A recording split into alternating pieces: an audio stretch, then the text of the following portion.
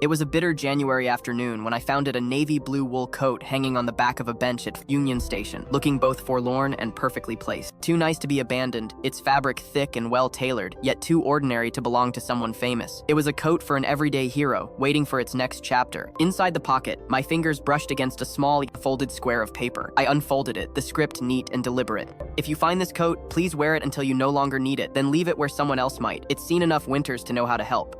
I looked around. The station was a river of strangers, each a station universe of departures and arrivals, of private griefs and quiet hopes. I hesitated, feeling the weight of the offering, then slipped my arms into the sleeves. It fit perfectly, as if it had been waiting just for me. That winter was a brutal gray season in my life. I was newly divorced, half-employed, and running on a diet of microwave dinners and a loneliness that felt colder than the wind. That coat became my second skin, warm, sturdy, and impossibly patient. It was armor against the world and a blanket for my spirit. Months later, reaching for a train ticket, my fingers that found another secret. In the inner breast pocket was a small, faded Polaroid of a man and a woman, their heads thrown back in laughter beside a sun-dappled lake. On the back, in the same handwriting, it said, "For the days that feel too heavy, remember, laughter exists." The coat followed me, everywhere, to job interviews where I fumbled my words, on long walks where I tried to outpace my thoughts, to the first, nervous coffee date I went on after the divorce. Every time I put it on, I felt a strange steadiness, as if the ghost of its previous owner was whispering, "I survived, so, will you?"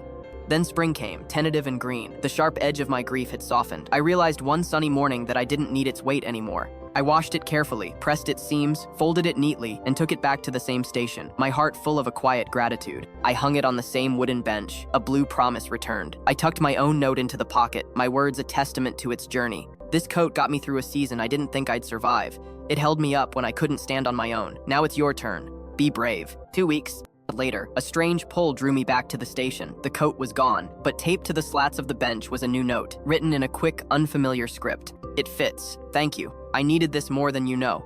No signature, no name, just those few words. Proof that some things, kindness, hope, warmth, travel farther and mean more when they're not held too tightly. Now, every winter, I make it a ritual. I leave something behind on a public bench, a thick scarf, a pair of wool gloves, sometimes just a note of encouragement tucked into a book.